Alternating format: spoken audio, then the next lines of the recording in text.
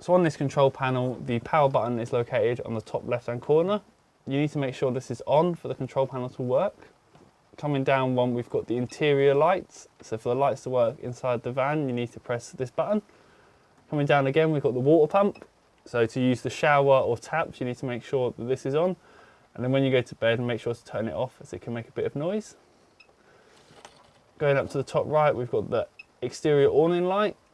And then this button down here will show certain information on this screen. So at the moment it's showing fresh and waste water levels.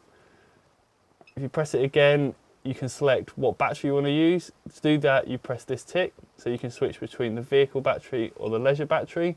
We would always recommend keeping it on the leisure battery. If you press this middle button again, it will show temperature and humidity.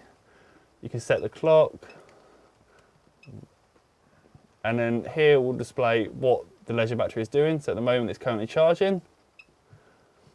And here will show how charged the battery currently is. So it will say poor, fair or good. And then here we're back to water levels. You may find that some of the control panels look different, however the symbols will mean the same thing.